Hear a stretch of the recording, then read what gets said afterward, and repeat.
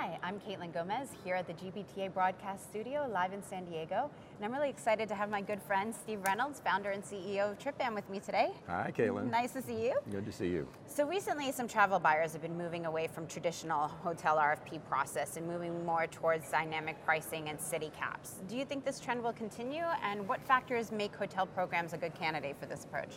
Yeah. So it's definitely a trend. Several of our larger customers have just completely done away with the RFP process. They're flipping everything over to dynamic at a property level. They're adding a lot more chain-wide discounts to make sure they cover the whole waterfront with deals.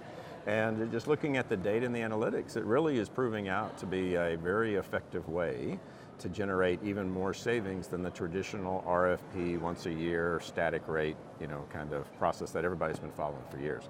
So it's definitely a trend, and I think the larger companies will go first, and then it'll gradually start working down market over time. And so how do you see data consolidation, benchmarking, and analytics helping the buyers during the hotel sourcing season, both now and looking forward?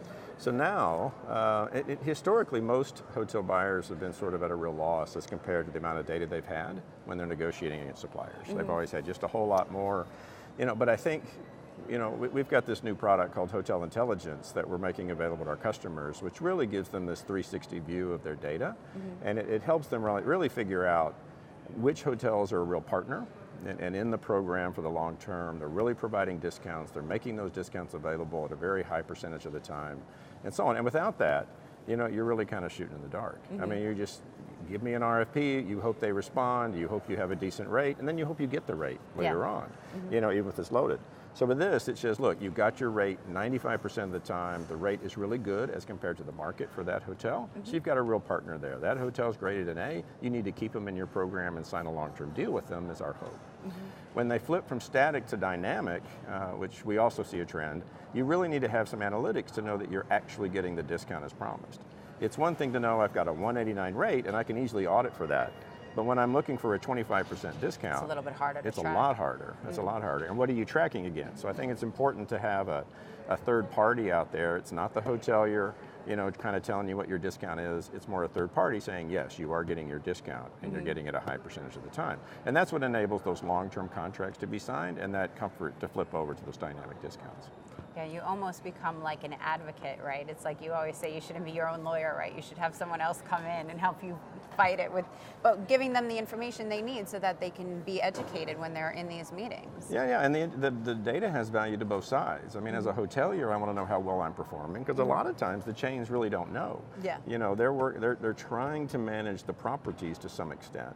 But it's really difficult to get revenue managers to even get the message that the type of discounts and deals that have been promised, and get them to deliver those consistently. So we just make sure that both sides are delivering like they should. You're getting more market share from your client.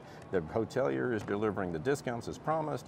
Okay, it's all working. There's actually value in this agreement rather than what it's been kind of in the past, which is, okay, you promised to kind of give me a discount and I'll kind of promise to give you market share, which really, at the end of the day, sometimes happens.